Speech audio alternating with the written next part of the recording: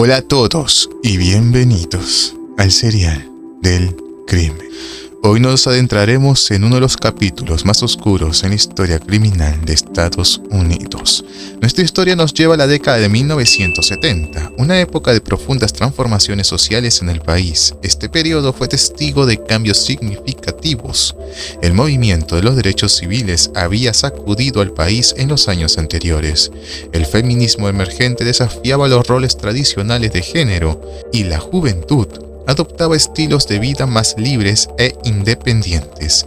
Sin embargo, también era un tiempo marcado por la incertidumbre, el aumento del crimen urbano y la limitada coordinación entre las fuerzas del orden. En Texas, lugar central de nuestra historia, la sociedad experimentaba un auge demográfico y un desarrollo económico impulsado por la industria del petróleo. Pero esta prosperidad no era suficiente para ocultar los problemas sociales y el sentimiento de inseguridad.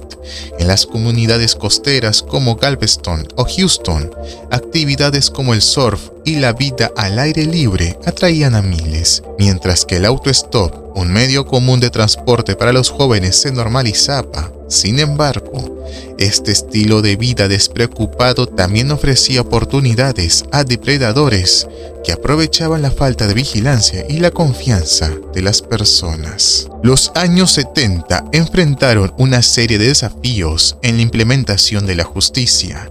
La tecnología forense era limitada y la colaboración entre departamentos policiales era casi inexistente. Muchas desapariciones iniciales no se trataban con urgencia, considerándose simples huidas juveniles. Esto, combinado con la falta de comunicación entre las agencias locales, permitió que crímenes brutales permanecieran impunes durante años. En este contexto surge nuestro protagonista de hoy, Edward Harold Bell, un hombre cuya aparente normalidad escondía un oscuro secreto. Su conexión con las comunidades locales, su conocimiento del área y las fallas del sistema judicial le permitieron operar sin ser detectado por mucho tiempo. Luego de esta pequeña introducción y sin más preámbulos, comencemos con el crimen.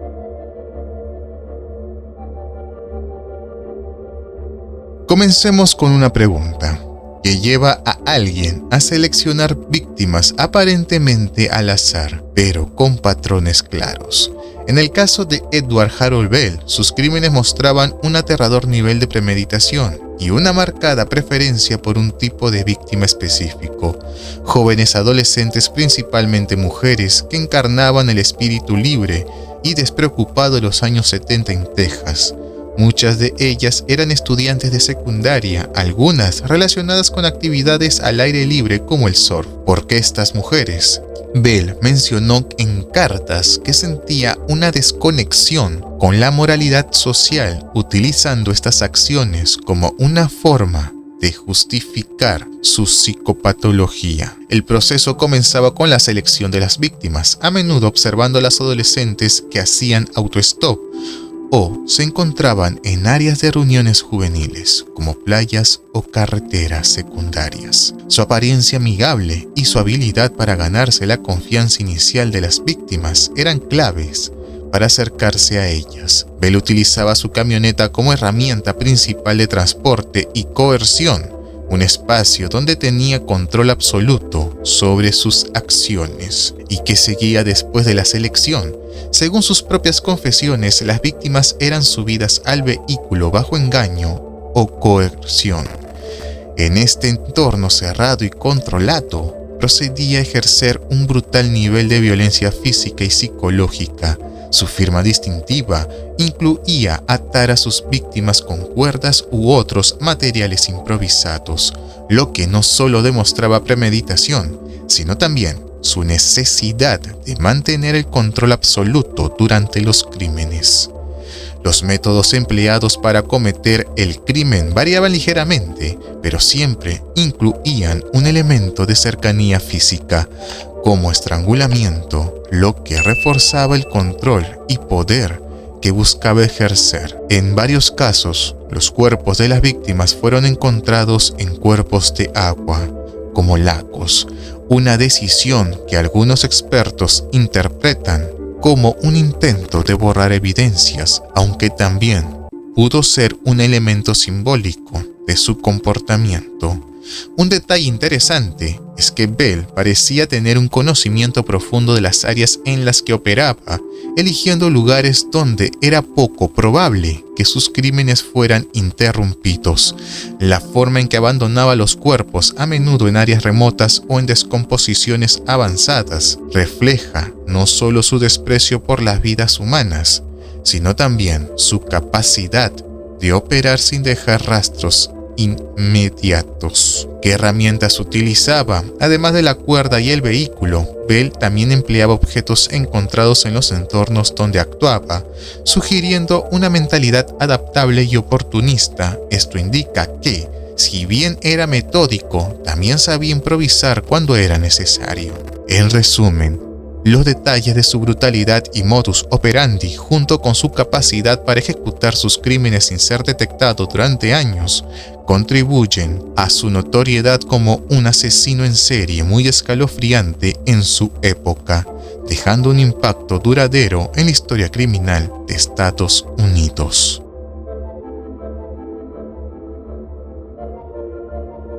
Ahora, aquí hay una pregunta que debemos hacernos. ¿Cómo se distribuyeron en el tiempo los crímenes de Edward Harold Bell? Entre 1971 y 1977, Bell confesó haber quitado la vida a 11 jóvenes adolescentes conocidas como The 11. Aunque algunas de sus declaraciones siguen siendo discutidas, los patrones y las víctimas identificadas sugieren periodos de intensa actividad intercalados con lapsos de aparente inactividad. En 1971, este fue un año crítico en la cronología. Bell confesó que 5 de sus víctimas fueron durante este periodo.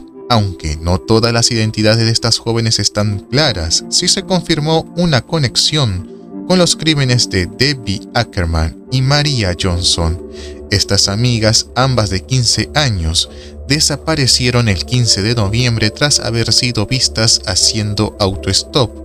Días después, sus cuerpos fueron hallados en un bayou cercano. Este doble crimen marcó el inicio de un patrón macabro. Entre 1974 y 1977, la segunda ola de crímenes ocurrió entre estos años, con 6 víctimas adicionales atribuidas a Bell. Entre ellas se encuentran Georgia Geer, de 14 años, y Brooks, de 12. Quienes desaparecieron juntas en 1974, sus restos no fueron encontrados hasta 1976 en un área remota de Texas. Este caso resaltó la periodicidad con la que Bell actuaba. A menudo seleccionaba 2 víctimas juntas, posiblemente aprovechándose de la confianza compartida entre ellas. Otro caso relevante es el de Rhonda Johnson y Sharon Shaw, quienes desaparecieron en 1971, aunque se presume que su deceso está vinculada a Bell. Algunos informes sitúan su crimen en el marco de este segundo periodo. Los cuerpos de ambas fueron recuperados tiempos después, consolidando el patrón de jóvenes atacadas en pares. Entre estos periodos de actividad intensa hubo pausas significativas. En estos lapsos, Bell aparentemente mantenía un perfil bajo, lo que desconcertaba tanto a las autoridades como a las comunidades locales. Esta irregularidad en sus crímenes contribuyó a que sus actos no fueran inicialmente relacionados, dificultando su captura. A medida que se recuperaban los cuerpos y las desapariciones se hacían más frecuentes, el temor público creció. Sin embargo, la falta de tecnología y comunicación interinstitucional impidió conectar los casos en tiempo real. Esto dejó a muchas familias sin respuestas durante años, permitiendo que el miedo se arraigara en la sociedad. En resumen, la frecuencia y el ritmo intermitente de los crímenes de Bell reflejan un patrón metódico y controlado, lo que se relaciona directamente con la brutalidad de su modus operandi. Este enfoque calculado dificultó la labor de las autoridades y amplificó su impacto en la historia criminal de Estados Unidos.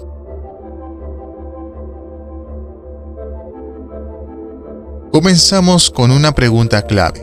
eventos moldean la mente de una persona para desarrollar un perfil criminal tan perturbador. Edward Harold Bell nació el 26 de mayo de 1939 en un entorno rural de Texas. En una familia de clase trabajadora, creció en una época marcada por la estricta moralidad de la posguerra, en la que los problemas familiares a menudo se manejaban en privado. Bell fue uno de varios hijos y aunque se conocen pocos detalles de su infancia, los testimonios indican que creció en un hogar rígido, posiblemente con episodios de disciplina severa. Bell experimentó experiencias traumáticas en su infancia. Aunque no hay informes confirmados de abuso físico o emocional directo, él mencionó haber sentido rechazo y alienación desde una edad temprana, especialmente por figuras de autoridad, lo que pudo influir en su percepción del mundo como un lugar hostil. Este tipo de aislamiento, combinado con una personalidad introvertida, suele ser un terreno fértil para el desarrollo de conflictos internos no resueltos. Durante su adolescencia, Bell mostró signos tempranos de comportamiento problemático. Fue arrestado por primera vez por delitos menores como allanamiento de morada y vandalismo, actos que muchos expertos consideran señales de advertencia de conductas más graves en el futuro. Estos crímenes no solo indicaban un desdén por las reglas sociales, sino también una necesidad de expresar frustraciones internas a través de actos de rebelión. ¿Y qué hay de su salud mental? Bell no recibió un diagnóstico formal de trastornos mentales durante su juventud, pero los análisis retrospectivos de su comportamiento sugieren que pudo haber sufrido de narcisismo extremo junto con posibles tendencias psicopáticas. Esto se refleja en su falta de empatía hacia las víctimas y su aparente incapacidad para sentir remordimientos por sus acciones. En sus años jóvenes como adulto, Bell llevó una vida relativamente funcional en apariencia. Estudió educación física, trabajó como instructor y tuvo varias relaciones. Sin embargo, esta fachada oculta problemas más profundos. Fue arrestado por exhibicionismo y acoso en múltiples ocasiones, aunque no parecen preludiar el comportamiento que llevaría a cabo años después. Este periodo demuestra cómo la progresión de pequeños crímenes en actos mayores suele ocurrir en etapas, cuando el individuo se siente más cómodo desafiando los límites. En resumen, la combinación de una infancia emocionalmente distante, una tendencia hacia la rebeldía y una falta de diagnóstico adecuado de sus problemas mentales formaron la base de su posterior comportamiento criminal. Estos factores se conectan con su modus operandi metódico, su brutalidad y su ritmo irregular de crímenes, demostrando cómo su historial personal influyó profundamente en sus acciones posteriores.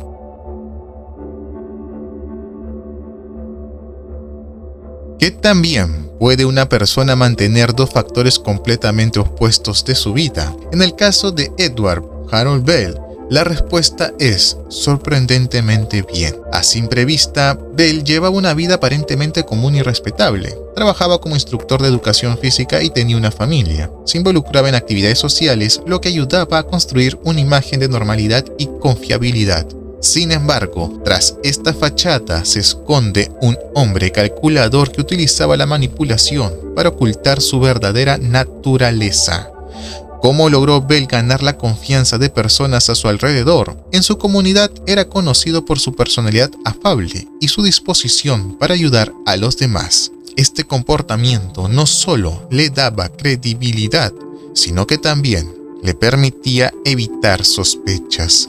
En el entorno laboral, su dedicación a la enseñanza y el deporte proyectaba una imagen de disciplina y control, lo que contrarrestaba cualquier indicio de su naturaleza criminal. Incluso aquellos cercanos a él, como familiares y amigos, veían a un hombre amable, aunque quizás algo reservado. Y con sus víctimas, te preguntarás, Bell era un maestro en identificar vulnerabilidades. Se acercaba a sus víctimas con una actitud amistosa y a menudo ofrecía ayuda o compañía, lo que desarmaba cualquier alerta Por ejemplo, en algunos casos se utilizó su estatus como una figura respetada para ganarse la confianza de los adolescentes que veían en él un adulto seguro y confiable. Este enfoque deliberado aseguraba que sus intenciones quedaban completamente ocultas hasta el momento de atacar. Ahora bien, ¿cómo manejaba la presión de llevar una doble vida? Aquí es donde la manipulación alcanzaba un nivel interno. Bell sabía cómo compartimentar su vida para mantener sus impulsos bajo control cuando estaba en entornos públicos o familiares. Canalizaba su energía hacia actividades aparentemente inocentes, como el ejercicio o la enseñanza, lo que le proporcionaba una válvula de escape temporal para sus instintos. Esto, combinado con su habilidad para proyectar una imagen de equilibrio emocional, lo convertiría en un individuo difícil de identificar como sospechoso. Además, evitaba establecer patrones evidentes que pudieran conectarlo con los crímenes. Este control no solo le permitía continuar su vida criminal sin interrupciones, sino que también aumentaba la dificultad para que las autoridades y la comunidad vincularan sus acciones con su personalidad pública. En resumen, la manipulación de Bell fue fundamental para mantener su doble vida y ocultar su naturaleza criminal. Esta habilidad puede relacionarse con los traumas de su infancia, que probablemente alimentaron su necesidad de control, y con la intermitencia en la frecuencia de sus crímenes, ya que requeriría tiempo para mantener su fachada de normalidad. Esta combinación de factores hizo de Bell un depredador metódico y extremadamente difícil de identificar.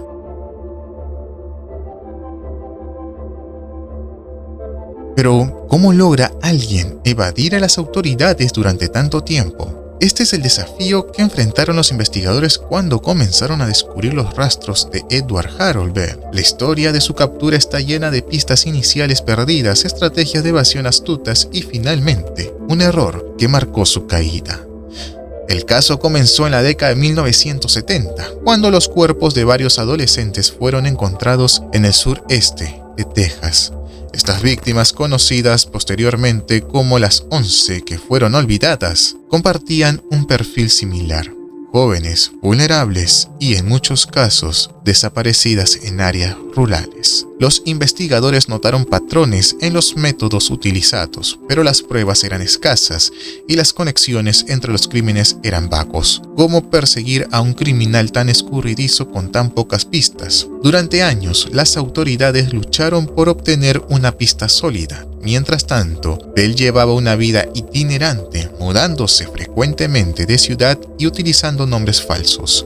Su conocimiento del sistema legal y su capacidad para mezclarse con las comunidades locales lo ayudarán a evitar sospechas. Por ejemplo, tras un incidente en 1978, donde le quitó la vida a un hombre en público, Bell logró argumentar que actuó en defensa propia y quedó en libertad. Este caso ilustra cómo aprovechaba vacíos legales y su habilidad para manipular la percepción de las autoridades. Entre 1970 y 1993, Bell vivió fuera del radar. Durante este tiempo, las investigaciones relacionadas con las desapariciones y los crímenes de las jóvenes se estancaron. Las pruebas forenses eran limitadas en aquellas épocas y las conexiones entre los casos no fueron claras hasta décadas después.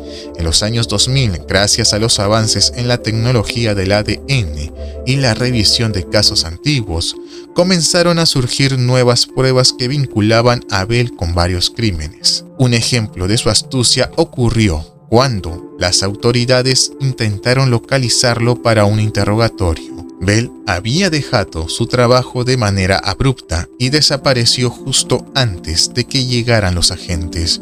Vivía en estados fronterizos y en países vecinos, dificultando aún más su rastreo. Estas tácticas prolongaron su libertad por décadas. El punto de inflexión llegó recién en 2011, cuando Bell, en prisión por otro delito, escribió cartas confesando su conexión con las 11 que fueron olvidadas. Aunque sus confesiones eran vagas y parecía disfrutar del control que ejercía al dar información a cuentagotas, esto permitió que los investigadores conectaran piezas claves del caso.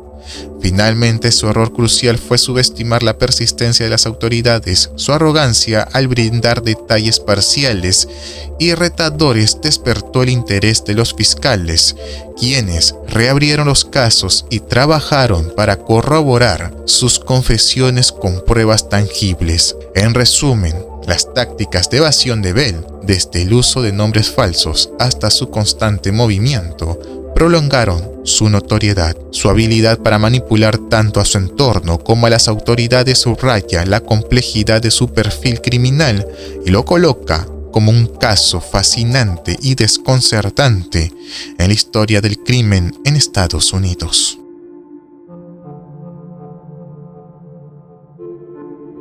Edward Harold Bell ha dejado una huella inquietante en la cultura popular, con sus crímenes y confesiones retratadas en diversos medios. Uno de los ejemplos más notables es el documental The 11. Este trabajo se centra en las jóvenes conocidos como las 11 olvidadas y explora las confesiones de Bell en cartas enviadas desde prisión. Los productores y periodistas profundizan en el caso, proporcionando detalles no solo de los crímenes, sino también del impacto de las familias de las víctimas. La serie presentó imágenes reales de archivos policiales, entrevistas con familiares y expertos forenses, ayudando a visibilizar los casos en un marco más amplio. Además, Edward Harold Bell y su conexión con las 11 ha sido referenciado en múltiples episodios de podcast que analizan el caso desde diferentes perspectivas. Estos episodios suelen atraer una audiencia masiva, llevando la historia a un público más joven y global. La representación en los medios también ha influido en la percepción pública del caso a través de series documentales y libros. Se ha resaltado tanto la brutalidad de los crímenes como los fallos en el sistema judicial. Esto ha generado debates sobre la importancia de reformar las investigaciones de personas desaparecidas y la atención a víctimas marginadas.